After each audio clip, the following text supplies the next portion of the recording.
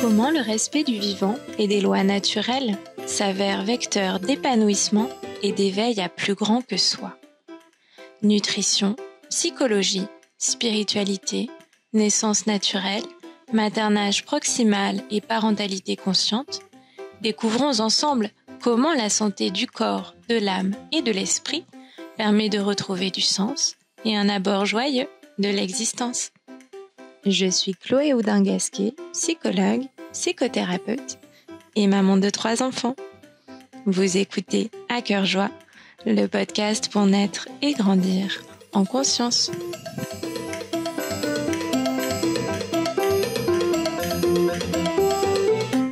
Aujourd'hui, je reçois Dr Céline Lamy, pédopsychiatre et professeure à l'Université de Montréal. Elle est l'autrice de l'ouvrage « Le drame des enfants parfaits ». Bonjour Céline. Bonjour Chloé. Alors dis-moi, comment vont les enfants en 2024 ? En 2025 même. 2025. Je dirais que c'est le même constat à quelques mois là. Comment vont les enfants ? Je dirais globalement, puis ça dépend évidemment de leur lieu de vie, mais là je vais parler ici au Québec. Les enfants vont pas super dans le sens où on a de plus en plus de petits cocos, 5, 6 ans, même avant, qui se présentent à l'urgence, par exemple, pour des phénomènes anxieux, pour ce qu'on appelle des désorganisations en classe, des bris de fonctionnement, le gros mot qu'on aime employer. Et de plus en plus tôt, avant, c'est ce que je disais, ça fait 20 ans que je suis pédopsie, les jeunes qui se présentaient à l'urgence, c'était des ados pour crise suicidaire. Et puis maintenant, c'est ça, on a des tout petits cocos qui se présentent à l'urgence pédopsychiatrique pour des phénomènes divers. Donc ça, c'est une tendance. On a eu récemment vent que des enfants à partir de 6 ans appelaient même chez nous tel jeune, qui est la ligne en fait de détresse normalement adressée aux ados. Il y a l'année dernière 1000 enfants entre 6 et 11 ans qui ont appelé tel jeune pour demander de l'aide. Donc, je pense que ça permet de se représenter un peu ce qui est en train de se jouer sur le fait que les enfants vont pas super bien. Et ce qui m'inquiète d'autant plus, c'est un petit coco qui a 6 ans n'a pas d'autres adultes autour de lui, ressources, qu'il n'est obligé d'appeler à une ligne de détresse pour dire qu'il est anxieux ou qu'il aime pas l'école. Donc, je dirais que ça va pas fort. Et quelles plaintes justement, quels symptômes tu reçois toi dans ton cabinet ? C'est très varié, ça dépend de l'âge évidemment, mais on a globalement toujours la même tendance c'est pas la plainte de l'enfant, c'est l'agitation en classe. Donc on a effectivement des parents qui régulièrement sont envoyés par les écoles parce que l'enfant s'agite, l'enfant n'écoute pas, l'enfant s'oppose. Donc c'est vraiment des parents qui arrivent très très tôt dans l'année scolaire.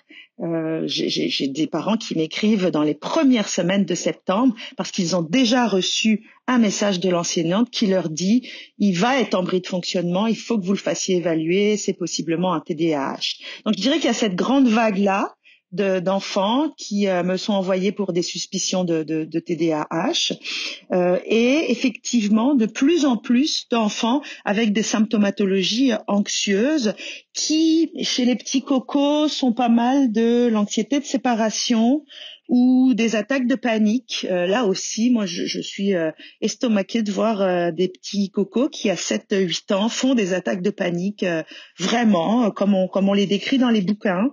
Donc, c'est ça, il y a vraiment la part du TDAH, en tout cas supposée, et puis la symptomatologie anxieuse, donc des enfants qui refusent d'aller à l'école, qui s'opposent, qui font des crises, entre guillemets, avant d'aller à l'école, ou qui se désorganisent en arrivant à l'école. Lorsqu'il y a une sensibilité à la question anxieuse, les parents arrivent à se dire « ok, c'est de l'anxiété », les enseignants aussi, puis dans ces cas-là, on essaye d'adresser justement le pourquoi de cette anxiété, puis là, c'est très vaste, évidemment. Il y a le classique enfant qui, par exemple, a des difficultés d'apprentissage, qui ne sont pas dépistées, puis qui vit l'école comme une montagne puis c'est compréhensible, donc qui petit à petit perd son estime et est plus capable de se lever le matin parce que c'est trop anxiogène d'être confronté en permanence à des échecs répétés. On a des enfants évidemment qui vivent de l'intimidation, donc il y a ce refus scolaire anxieux bien légitime parce que t'as pas envie d'être confronté à tes bourreaux toute la journée. Puis il y a évidemment toute cette anxiété qui est liée à des choses qui se passent en intrafamilial, qui fait que l'enfant est en hyper vigilance et a beaucoup de mal évidemment à se mobiliser. Je veux dire, mobiliser notre cortex préfrontal quand on est en hypervigilance, c'est rare que ça fonctionne bien. Donc on est un petit peu là-dedans, je trouve. Et est-ce qu'on n'a pas cette tendance à pathologiser une souffrance finalement normale vis-à-vis du quotidien qu'on impose aux enfants? Ah, ça c'est une excellente autre question. Mais alors, la pathologisation, c'est notre grand dada. Je sais que tu partages aussi cette préoccupation-là, dans le sens où effectivement, ce que je constate quand même depuis 20 ans, c'est que je vois des enfants que je n'aurais jamais vus avant dans mon bureau, et que petit à petit, c'est vraiment refermer cette ouverture vis-à-vis de la nature de l'enfance, des élans de l'enfance, des choses qui étaient reconnues et compris en termes d'immaturité ou peut-être de cet élan et jaillissement de l'enfance, sont rentrés dans des cases de ma spécialité. Et ça, c'est le grand problème de notre spécialité, psychiatrie adulte ou enfant d'ailleurs, c'est le fait que les élans naturels de la vie rentrent vite dans des catégories, dans le DSM notamment. Je donne l'exemple du deuil pathologique, c'est-à-dire ton papy est mort, c'est triste, mais si tu pleures trop longtemps, alors ça devient pathologique et tu rentres dans le DSM. C'est comment tous les moments de vie, quels qu'ils soient, doivent être vécus, mais la société décide que tu dois les vivre avec telle intensité et pendant une durée déterminée, au-delà de laquelle effectivement on t'envoie voir quelqu'un parce que tu comprends, faut pas non plus que ça dure trop longtemps tout ça. Donc oui, il y a une pathologisation, c'est évident, puis c'est pas uniquement autour des enfants, c'est très problématique. Certains questionnent le pourquoi, il y a de plus en plus aussi de diagnostics de TSA chez des enfants qui sont pas mal en retrait, qui ont des intérêts dits spécifiques et qu'on pourrait estimer être des anxieux sociaux. Beaucoup de professionnels, je pense au professeur Laurent Motron, qui est spécialiste du TSA ici, qui se questionne vraiment sur cette flambée diagnostique de TSA. C'est toujours la grande question, est-ce qu'il y en a autant ou est-ce qu'on devient de plus en plus inquiet pour des choses qui ne devraient pas tant nous inquiéter si on laissait effectivement dans les classes ou ailleurs le fait de cette diversité d'être qui est quand même importante parce que à force de pathologiser, on norme, on calibre, on standardise et les enfants ont plus beaucoup de marge de manœuvre. Vraiment, dans les classes, il y a, moi je trouve des statistiques effrayantes d'enfants qui ont des diagnostics variés. Il y a des enseignantes, je l'ai partagé dans d'autres podcasts, qui me parlent d'un nombre affolant d'enfants qui ont des diagnostics, pas uniquement le TDAH, et qui sont sous médication. Ça devrait quand même questionner, est-ce qu'il y a autant d'enfants malades ou est-ce qu'à un moment donné, peut-être que cette psychiatrie catégorielle et catégorisante va devoir être questionnée. C'est quand même le cas. J'assiste à quelques conférences de confrères psychiatres qui questionnent ces catégories-là en disant on rentre tout le monde dedans finalement. Si on regarde un peu les catégories, moi je sais pas toi, mais moi je suis dotée de multiples diagnostics. Ça marche dans pas mal de trucs, donc ça devient un petit peu inquiétant.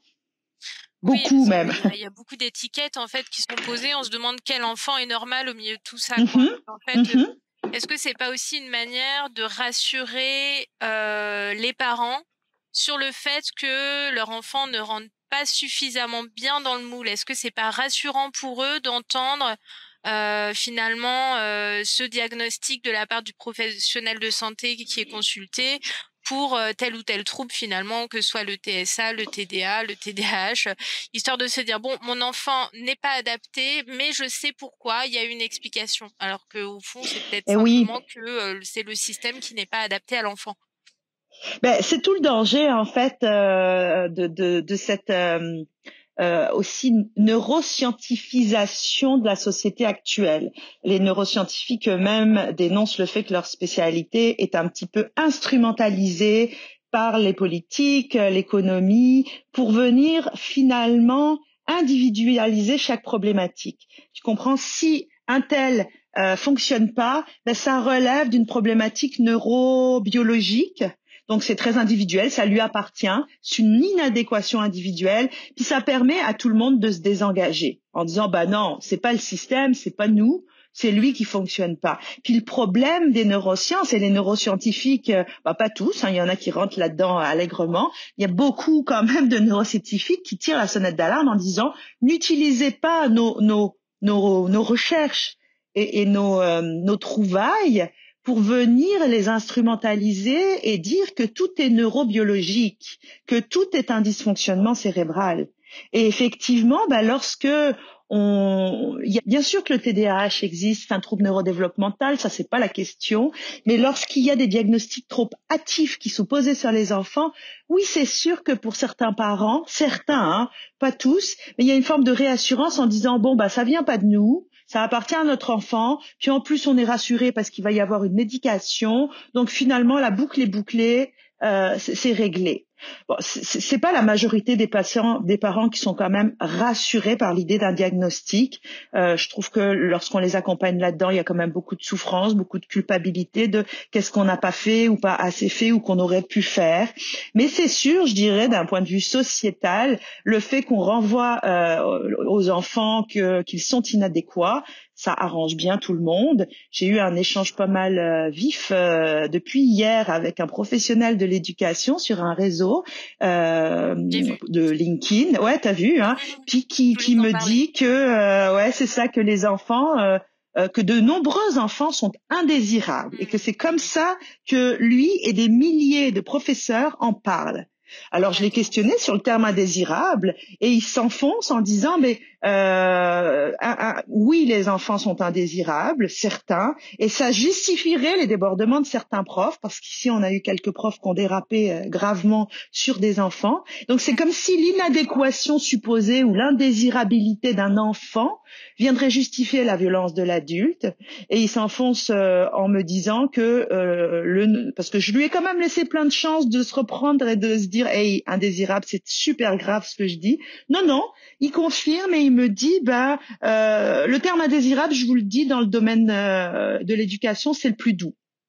Alors là, moi je suis estomaquée qu'on puisse être dans quelques systèmes que ce soit, parce que je blaste pas les profs, dans le domaine de la santé, il y a aussi des professionnels qui ont ce discours de cette indésirabilité-là d'un humain, mais c'est très très grave, très très grave.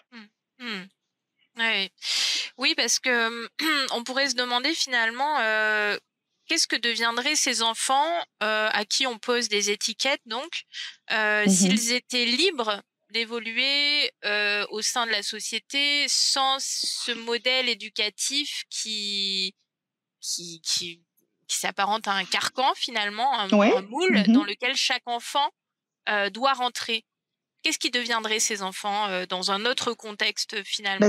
Ils n'auraient probablement pas l'étiquette déjà, puis on le voit quand même pour des enfants qui sont dans des écoles alternatives. Je le vois ici, des enfants qui sont dans une souffrance intense dans le système classique, que les parents choisissent de soit déscolariser, de faire l'école à la maison, ou de les mettre dans des écoles alternatives. Je pense à l'école Waldorf, etc. On en a quelques-uns dans le coin. Et bizarrement, ces enfants, déjà, la souffrance diminue, voire disparaît, et c'est des enfants qui tout d'un coup s'épanouissent et développent ce qu'on appelle pas mal en permaculture leur niche. C'est-à-dire ça, ils s'épanouissent, ils montrent leur talent, leur potentiel. Oui, ils ont des zones de vulnérabilité et des défis, mais tout d'un coup, la petite pousse fleurit. Et donc, évidemment, ça vient vraiment questionner sur cette influence de l'écosystème dans lequel ils étaient avant. Puis ça, mais pour moi, c'est comme une évidence, mais je vois bien que lorsque je nomme ça encore, ça rentre pas toujours. Puis alors on nous dit ah bah oui c'est ça, vous voulez que les enfants soient en liberté, les parents laxistes, les woke, c'est du grand n'importe quoi, mais ce principe-là permaculturel de laisser chaque petite pousse se développer dans ses niches de prédilection, c'est pas du laxisme. Le jardin permaculturel n'est pas chaotique, c'est quelque chose au contraire d'extrêmement rigoureux, basé sur des observations très sophistiquées. C'est un chaos, c'est une impression de chaos, mais qui n'en est pas du tout. Et donc, de fait, exactement, puis auto-organisé aussi, parce que le moins d'intervention possible de l'adulte, du jardinier. Donc, c'est ça qui me préoccupe, c'est que on donne l'impression, avec le discours qu'on peut avoir, qu'on va créer ce qu'on me renvoie des fois dans les petits commentaires anonymes, des enfants rois et tyrans. Oui. C'est à cause de ça que le monde va mal. C'est voir le problème à l'envers, en fait. Oui, exactement, oui. Oui, oui. Bah oui. Surtout qu'on a un peu de recul maintenant pour voir ce que l'éducation, justement, qu'on a eu jusque-là, qu'on a toujours d'ailleurs, à donner, Ouais. parce que les fameux, tu as dû entendre ça aussi quelques fois, on n'en est pas mort.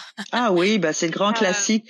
On n'en est pas mort, c'est ça. L'éducation coercitive, c'est sûr que je suis née en France, donc cette éducation-là, elle est encore très présente. Puis je vois les combats et les débats entre diverses professionnelles là qui sont mis à jour sur les réseaux, entre Héloïse et Caroline, c'est ça.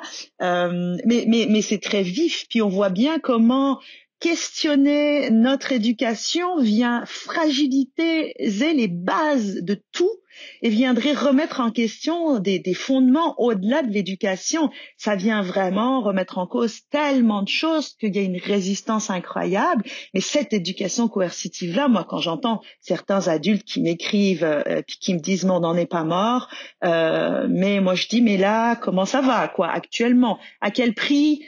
Combien tu prends de médocs, d'anxiolytiques? Combien de verres de vin tu bois le soir? Tu vois ton psy tous les combien pour parler de tes névroses, etc., etc. Donc on n'en est pas mort physiquement, non, mais psychiquement, on est bien magané, comme on dit au Québec, et il faut le reconnaître.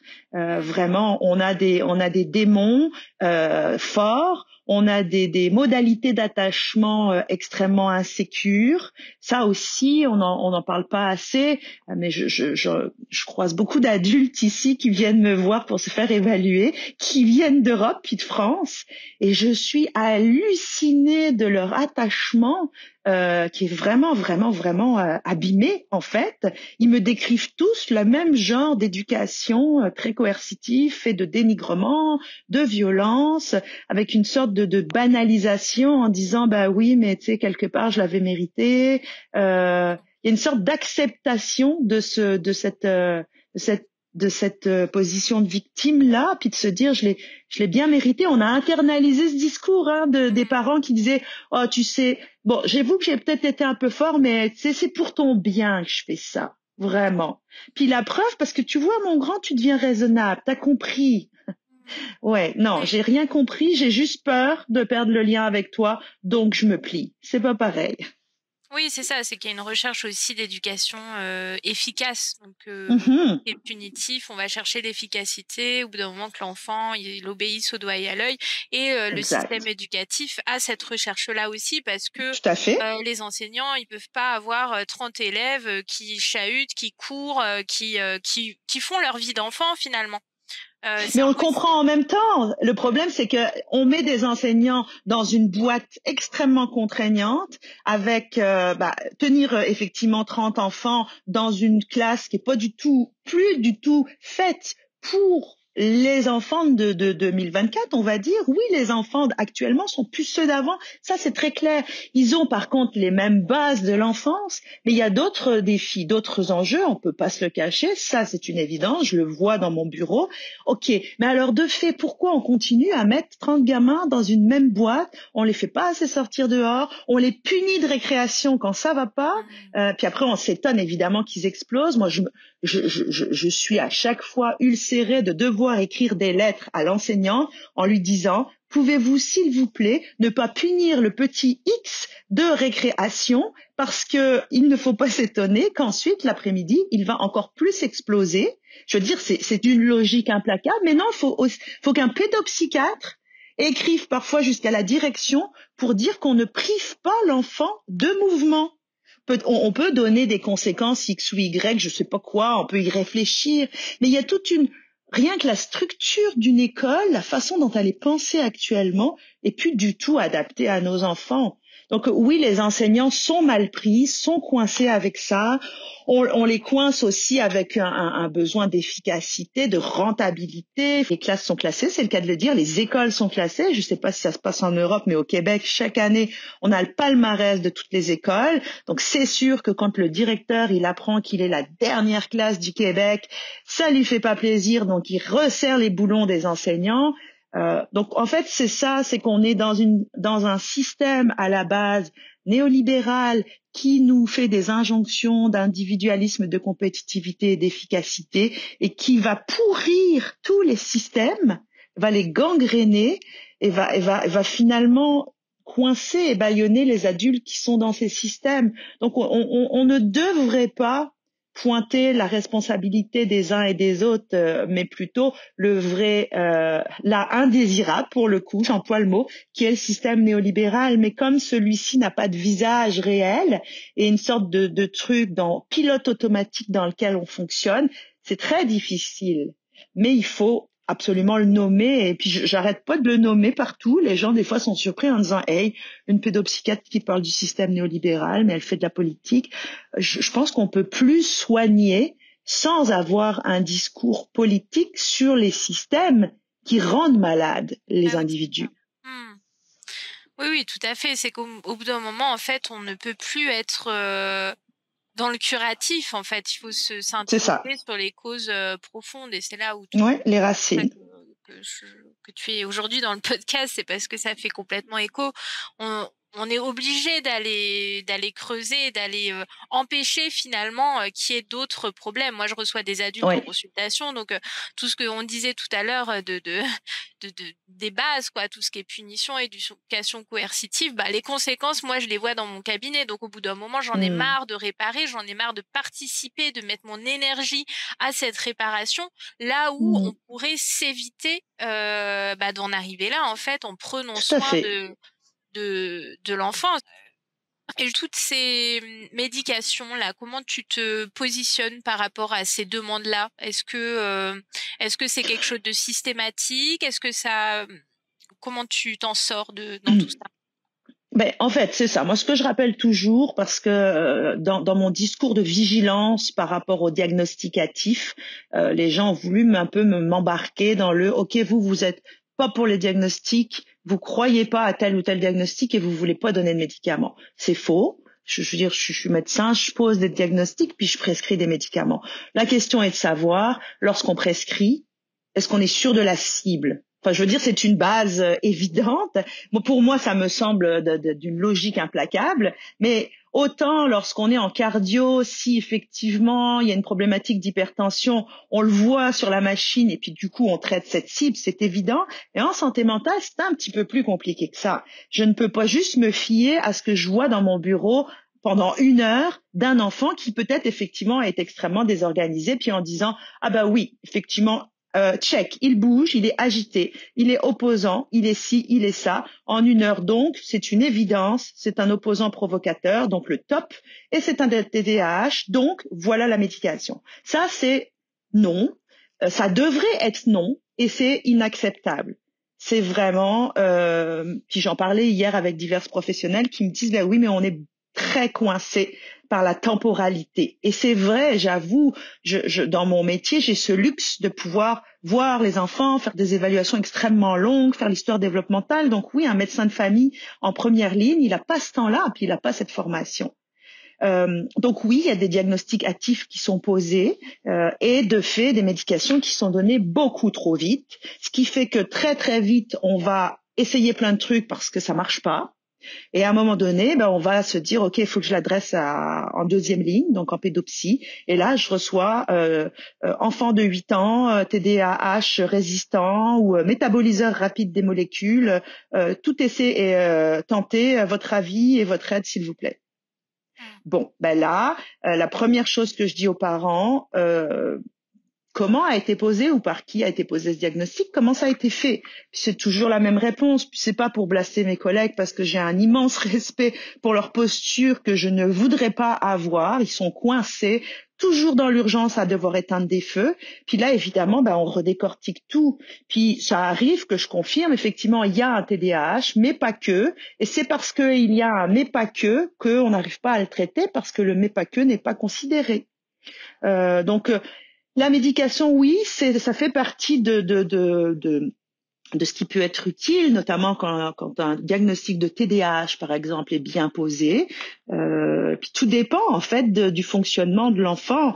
Tout dépend des conséquences de ce TDAH-là. Est-ce qu'on n'aurait pas normalisé la souffrance? On est quand même une société qui accepte de moins en moins l'inconfort, quel qu'il soit. Puis oui, c'est vrai qu'il y a quand même quelques dérapages parfois dans la compréhension de ce que certains appellent l'éducation positive ou bienveillante, où certains parents un peu perdus dans cette compréhension vont empêcher les enfants de vivre des choses négatives.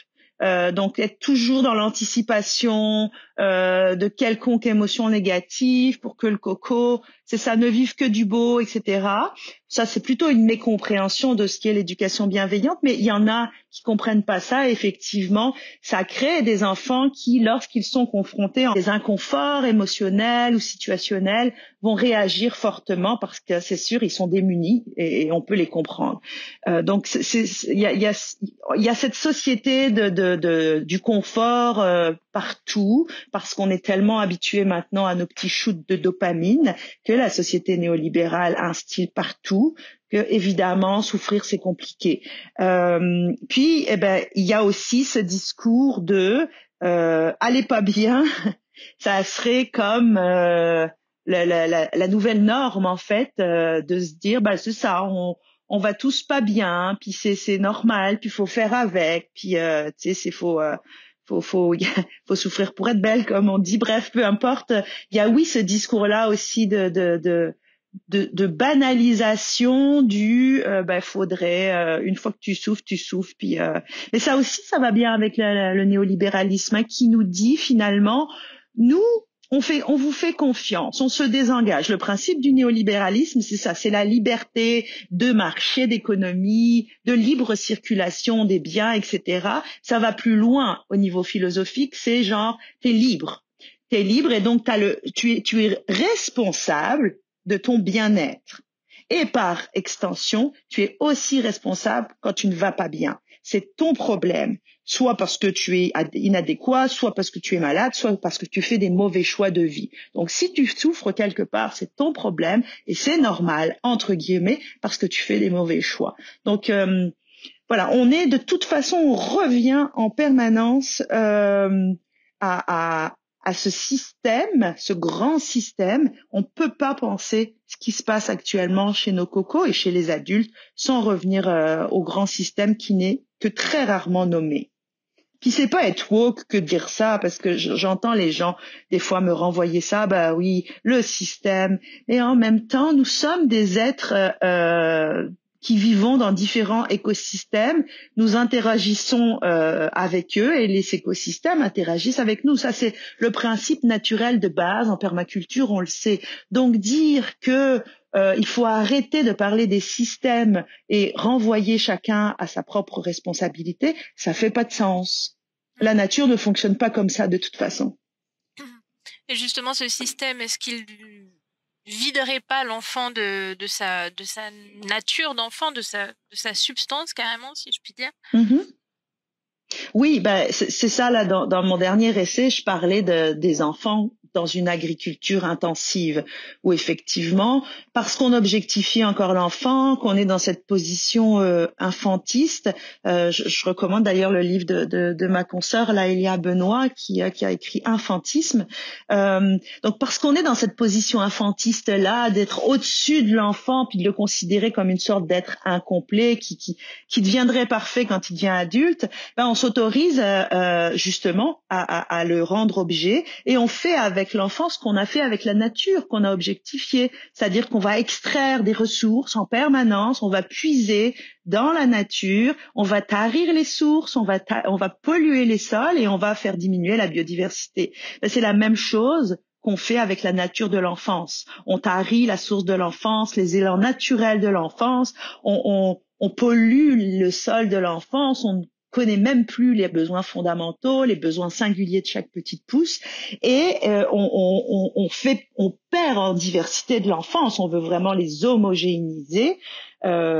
Donc oui, effectivement, cette société a tendance à vouloir faire de la monoculture intensive, et on sait à quel prix on en est de cette monoculture. En fait, c'est pour ça que la permaculture, je la trouve géniale, c'est qu'effectivement, on est très loin de cette monoculture, puis que c'est la diversité qui fait la force du système.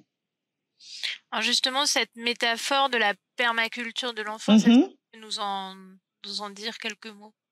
Ouais, là en plus ça tombe bien, je fais ma conférence TED le 25 là-dessus, alors ça va être une petite révision, mais en fait c'est ça, c'est ce que j'explique, c'est qu'après avoir fait le constat dans mon dernier essai, mais bien avant de cette agriculture intensive de l'enfance, il fallait quand même pour moi une sorte de rempart à tout ça, évidemment, et moi j'ai été élevée pendant les 10 premières années de ma vie par des grands-parents qui avaient un jardin, comme je l'appelle, le jardin des merveilles, puis qui avaient cette posture d'humilité dans le jardin, qui observaient du matin au soir ce qui se passait dans leur jardin pour être capable d'avoir des rétroactions, puis de s'ajuster, de s'adapter, donc une flexibilité face aux petites pousses, et qui, mon grand-père disait justement, pour reprendre le terme terrible là de cet homme avec qui j'ai discuté hier, il n'y a pas d'indésirable, il n'y a pas de mauvaises herbes, il n'y a pas de nuisibles dans un jardin. L'ortie, le pissenlit, à côté de la rose, du légume, du puceron, du hérisson, tout le monde a sa place, tout le monde fait sa part et tout le monde a un rôle. Il s'agit de le connaître précisément et de faire en sorte que se rencontre justement tout ça dans une diversité et dans ce que on appelle en permaculture l'effet lisière, qui dit vraiment que c'est à la lisière et à la bordure de deux systèmes qu'il y a le plus de diversité et la possibilité de créer du beau. Alors de fait, c'est sûr que en repensant à tout ça, j'ai réalisé que mes grands-parents étaient, sans le savoir évidemment, mais des permaculteurs. C'est vraiment l'agriculture écologique des années 70 qui s'est vraiment érigée en rempart à l'agriculture intensive, deux Australiens géniaux, dont Mollison, qui a eu quand même le prix Nobel alternatif pour ça. Donc c'est pas rien, ça a été reconnu quand même. Et donc cette permaculture qui est basée sur je m'inspire de la nature et des écosystèmes naturels pour créer des jardins durables, adaptés aux aléas et résilients. Donc c'est vraiment quelque chose d'extrêmement précis, avec des principes très très très précis. Et de fait, je me suis amusée. Mon bouquin sortira en printemps là-dessus, parce que le petit livre lilas, comme je l'appelle, l'essai dernier, ouvrait vers la permaculture, mais j'avais pas de place pour en faire un livre de principes permaculturels. Donc ce livre-là va parler de tous les principes permaculturels des jardins, mais adaptés, je dirais, au jardin de l'enfance. Donc c'est pas un livre pour faire que nos enfants soient des permaculteurs, parce que naturellement ils le sont, mais bien pour que nous, adultes, quelle que soit notre position ou notre métier vis-à-vis des enfants, on comprenne et on embrasse ces principes permaculturels qui vont bien au-delà des jardins. C'est une philosophie de vie, d'être et d'être ensemble, qui remet aussi le lien au centre de nos existences, parce que c'est que je nomme tout le temps, c'est qu'on a volé aux enfants le lien en eux-mêmes, le lien à l'autre et le lien au vivant. Donc la permaculture de l'enfance, telle que je l'ai considérée là dans le prochain bouquin, c'est vraiment ça, c'est cette posture de l'adulte qui n'est pas au-dessus de l'enfant de façon infantiste, mais vraiment avec et autour de l'enfant, cette façon de voir l'enfant dans sa singularité, dans ses différentes niches, et de construire, de repenser nos institutions, que ce soit l'école, que ce soit le système de soins, au travers de ces principes permaculturels-là. Et je pense que ce sera vraiment mon combat jusqu'à la fin de la vie contre cette agriculture intensive-là. Je crois vraiment que c'est extrêmement réalisable, pas compliqué, dans le sens où ça ne demande pas, puisque la permaculture est basée là-dessus, ça ne demande pas non plus beaucoup de moyens. La permaculture, elle emploie des moyens locaux, elle fait des petits changements pour qu'il y ait des gros mouvements dans les systèmes. Donc ça ne prend pas de grandes enveloppes budgétaires, puisqu'actuellement, ce que les ministères nous font, l'éducation, la santé, c'est qu'ils nous donnent des enveloppes, et on devrait s'en satisfaire, mais ils nous donnent des enveloppes pour refaire toujours ce qui ne marche pas. La permaculture, on est dans un autre paradigme, et en ça, je trouve que c'est très doux de penser à cela, surtout quand j'entends encore des professionnels de l'éducation dire que certains enfants sont des indésirables. J'ai envie de dire, c'est ça que il n'y a pas d'indésirables. Pourquoi pas à la limite des mauvaises herbes? Et moi, je me considère comme une mauvaise herbe dans mon système, un pissenlit. Mais on voit bien comment le narratif occidental utilise le mot de mauvaise herbe, alors que le pissenlit, par exemple, c'est une fleur magnifique dans tout ce qu'elle apporte dans les écosystèmes, et puis y compris pour nous quand on la consomme, etc.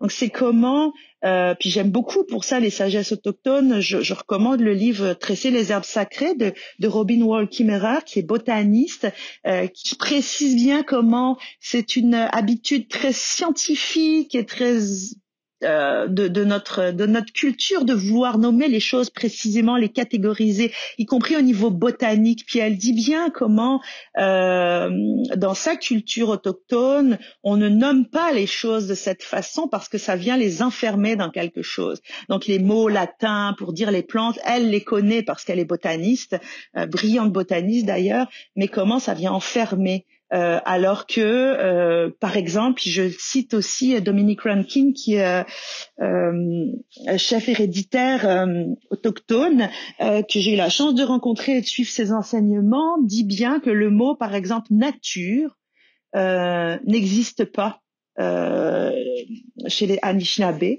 Ça ne se prononce pas parce que pourquoi donner un nom à quelque chose qui fait partie de nous, qui est nous? Donc le mot nature, ça n'existe pas. Je trouve ça à la fois très poétique, mais tellement important, justement, de travailler avec ces enseignements autochtones là, qui nous montrent combien on a complètement objectifié des choses, que ce soit la nature, que ce soit la nature de l'enfance. Bref, je m'évade. Oui, parce qu'en fait, la déconnexion, elle est tellement profonde qu'on n'est plus dedans, en fait. On s'en est extrait. Complètement. On y va comme dans un lieu, en fait. On va dans la nature. Ici, par exemple, on va faire 1 heure de route pour aller au chalet. Puis c'est comme quelque chose qu'on aurait mérité après une semaine de travail. Donc on va au chalet, puis on va marcher dans la forêt. J'entendais il y a pas longtemps un journaliste qui interrogeait le ministre de l'Environnement, qui disait justement qu'ils veulent revaloriser les forêts québécoises pour que de plus de gens puissent y aller. Et le journaliste de dire, OK, faciliter l'accès, mais pour faire quelle activité? Et là, je me suis dit, OK, c'est le Disneyland de la nature. C'est-à-dire que le journaliste ne peut pas concevoir que juste mettre les pieds en nature, c'est en soi déjà ça, l'activité entre guillemets, et qu'il ne peut imaginer que des activités puis des sortes de trucs qu'on installerait dans la nature pour avoir du fun. C'est bien triste quand même. Oui, c'est dramatique. C'est Ouais, comme toutes les études qu'on est obligé de faire pour prouver à quel point aller dans la nature, marcher avec des arbres autour est mm. bénéfique à la santé. Eh Enfin, oui, c'est comme si on devait prouver quelque chose qui devrait être du bon sens, en fait. On est ouais, tellement coupé de ça qu'on est obligé de montrer que, en fait, un enfant qui va être, ou même, bon, je crois que les études que j'ai en tête, là, c'est sur les adultes, montrer qu'un adulte qui est entre quatre murs sera en moins bonne santé qu'un mhm. adulte qui aura la possibilité d'évoluer en pleine nature ou de faire 1 heure de nature, il se portera mieux que quelqu'un qui, et en fait, on est obligé de prouver des choses comme ça, Ouais, qui devraient être du qui sont bon du bon sens, en fait. sens, exactement. Ben, c'est parce qu'on est dans cette société très scientifique, puis bien sûr que la science c'est important, les progrès que ça a apporté, notamment en santé, vis-à-vis des enfants, là-dessus on revient pas dessus, c'est évident. Mais du coup, on est sur cette médecine de l'evidence-based, à savoir tout doit être prouvé. Puis surtout en Amérique du Nord, on va pas se le cacher. Donc évidemment, ça prend des études pour être bien sûr que quand on est dans la nature, on courrait aucun risque. Ce qui va jusqu'à il y a quelques années, on a reçu, puis je trouve ça formidable parce que ça c'est important, mais en même temps, ça montre quand même l'incongruité du truc. On a reçu des ordonnanciers de prescrit nature, c'est-à-dire des ordonnances où on prescrit de la nature. Et donc oui, ça a été salué, félicité, dans le sens où ça veut dire qu'il y a des professionnels, des médecins qui pensent que la nature doit se prescrire, c'est-à-dire qu'on doit recommander aux gens d'aller dans la nature. Mais moi, ce que je notais, c'est quand même la petite folie de se dire que on est rendu à le mettre sur des ordonnances parce qu'effectivement, ça a été prouvé que maintenant c'est safe. On a la même chose avec la Société canadienne de pédiatrie qui a sorti un grand article pour dire combien elle recommandait le jeu risqué.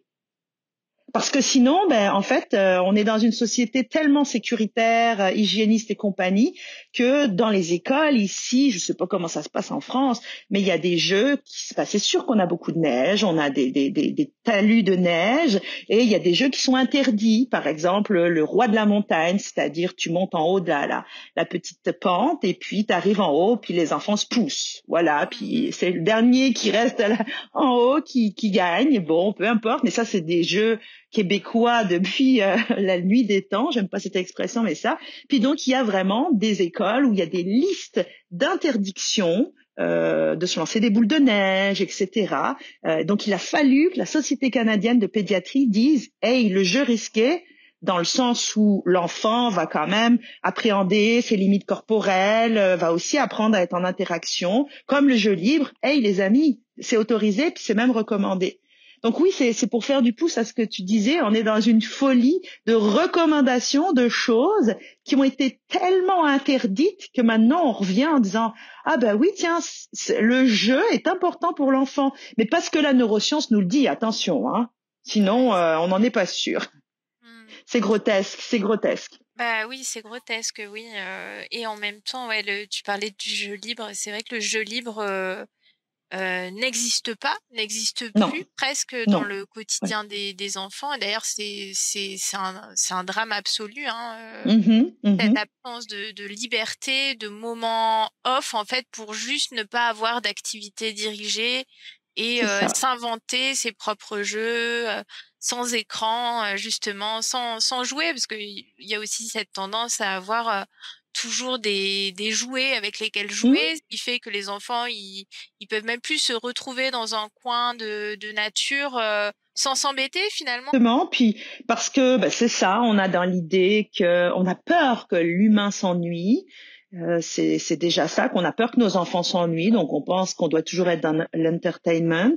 Je m'excuse pour l'anglicisme là, si des Québécois m'écoutent, ça va pas leur faire plaisir. Donc dans le divertissement.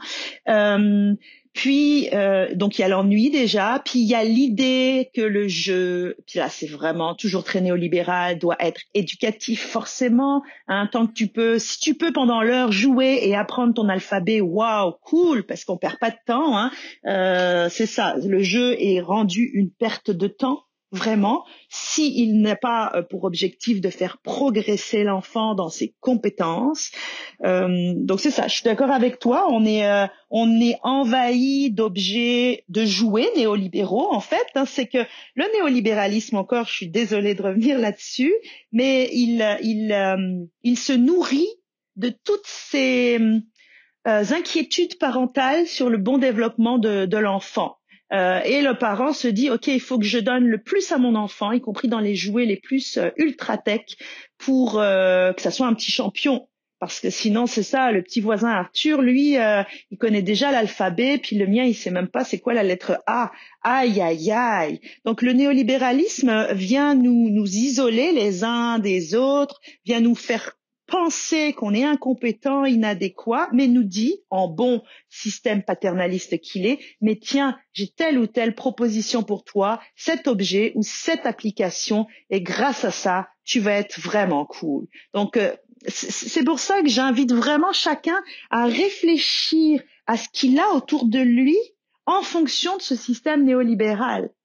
Est-ce qu'effectivement cet objet-là, je l'ai choisi pour moi, puis vraiment avec mon cœur, et ou est-ce qu'effectivement c'est quelque chose qui m'a été comme susurré à l'oreille de façon très inconsciente et que je ne suis qu'une marionnette finalement. C'est le cas pour les écrans, c'est le cas pour les téléphones, on le sait évidemment, hein, on blâme les enfants, on dit « les enfants, les écrans, ils sont addicts ».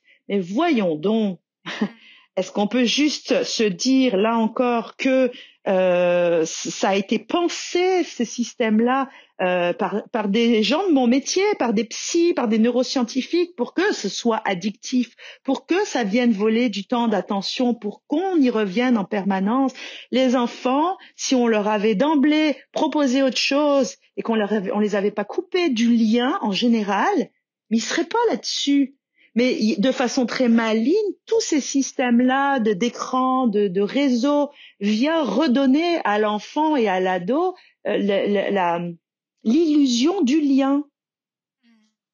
Voilà. C'est qu'on est dans une société qui est complètement évitante de la relation, Oui. des émotions, du lien. Et en fait, justement les réseaux sociaux, ça va recréer quelque chose qui justement n'existe plus dans notre quotidien. Tout à fait, tout à fait. Donc ça demande vraiment de se poser des questions en profondeur sur ce que devrait être la vie dans un écosystème, en fait, l'humain au sein de son écosystème. Exact. Et puis là, je pense à ça parce que je suis en train de lire La Vallée du Silicium d'Alain Damasio, qui écrit à la base de la science-fiction, mais on est pas mal tous d'accord les uns et les autres pour se dire que finalement c'est des essais philosophiques parce qu'il dans ces dystopies depuis les années 90, finalement il anticipe toujours ce qui est en train de se passer. Puis dans La Vallée du Silicium, c'est ça, il nous parle justement de sa visite au siège d'Apple, etc. Et la façon dont maintenant on parle plus de réalité virtuelle, mais on va parler de réalité augmentée. Parce que réalité virtuelle, c'était critiqué par beaucoup en disant justement les gens sont dans le virtuel puis vous êtes dangereux parce que vous coupez les gens de la réalité. Alors, ils ont inventé la réalité augmentée, c'est-à-dire que tu restes dans la réalité, mais on va augmenter toute ta perception, toutes tes sensations, c'est comme genre booster, embellir ta réalité. C'est malin, c'est-à-dire qu'ils ont toujours une longueur d'avance dans le sordide, en fait.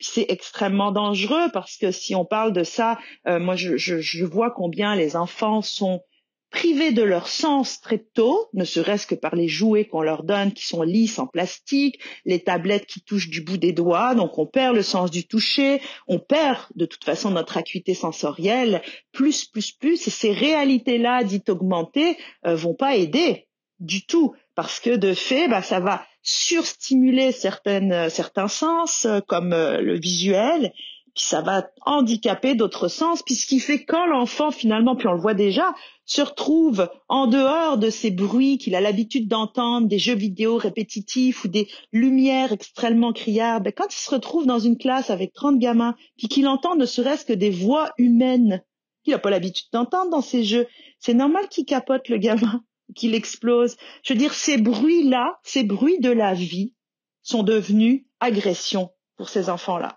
Donc après, on vient en disant il y a une recrudescence de troubles de régulation sensorielle, il y a une recrudescence d'enfants dyspraxiques. Là, il y a eu un article ici au Québec de certains professionnels qui disent il y a des gamins qui arrivent à l'école 5-6 ans, sont incapables de motricité fine, de boutonner leurs vêtements. Puis Dieu sait si au Québec c'est important de savoir boutonner son anorak, mais c'est pas surprenant en même temps.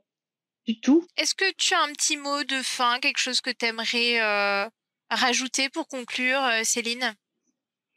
Oui, c'est ça. Moi, je vais rester sur ma permaculture de l'enfance.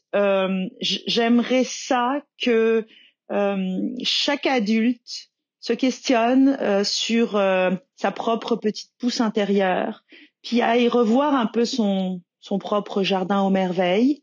Fasse le tour du terrain, voit où il en est, voit les dégâts peut-être dans son jardin, en prenne conscience, puis laisse la clôture de son jardin aussi entrouverte pour que les autres puissent découvrir quand même tout ça, puis qu'on ait cette posture d'adulte permaculteur qui feront vraiment comme tuteurs autour desquels et à côté duquel les enfants pourront grandir, faire leurs fruits, leurs propres fruits, puis leur jardin aux merveilles. Je pense que j'aimerais finir là-dessus. Voilà. Ok, merci beaucoup de cet éclairage sur la nature de l'enfant, sur la nécessité d'en revenir à une vraie écologie de l'enfance, une permaculture de l'enfance, comme tu dis. Merci beaucoup, Céline. Merci Chloé de l'invitation, c'était très, très agréable. À bientôt. À bientôt. Si vous avez aimé cet épisode, n'oubliez pas de le liker et de vous abonner à la chaîne YouTube du podcast À Cœur Joie. Merci beaucoup de votre écoute et prenez bien soin de vous.